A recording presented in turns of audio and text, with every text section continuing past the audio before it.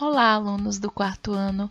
Hoje eu vou fazer a explicação de algumas atividades. Quero que vocês peguem a atividade 1 de português.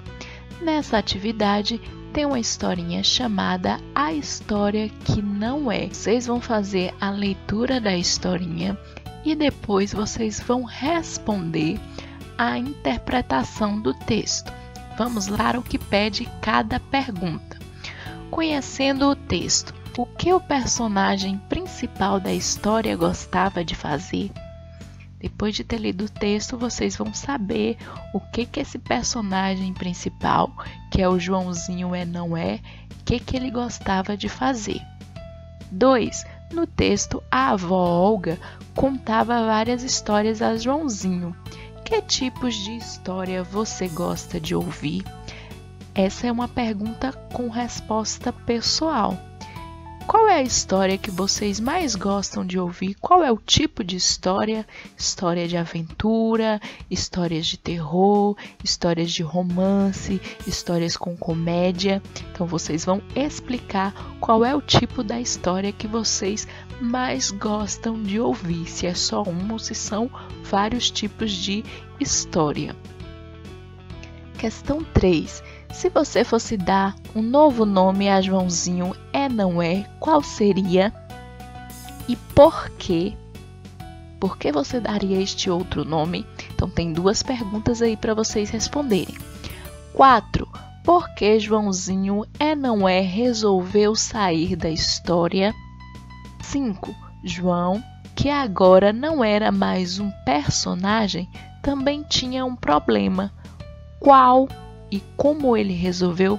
Depois que ele saiu da história, ele continuou tendo um problema. Que problema era esse e como que ele resolveu esse problema? Então tem que responder essas duas perguntinhas aí. 6. Em sua opinião, por que João queria voltar para o mundo do faz de conta?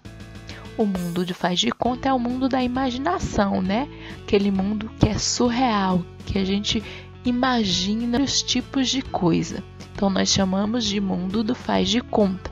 Vocês vão explicar, porque está pedindo a opinião de vocês, por que ele queria voltar. Questão 7. Você gostaria de entrar no mundo do faz de contas? Por quê? E aí, vocês queriam viver no mundo da imaginação? Por quê? Se for sim, você vai responder por quê, e se colocar não, também vocês vão ter que responder o porquê. 8. Depois de ter lido o texto todo, que características, ou seja, quais são os adjetivos que você daria ao personagem Joãozinho não é? Cite no mínimo 3 características. 9. E se você fosse o Joãozinho, quais animais você inventaria?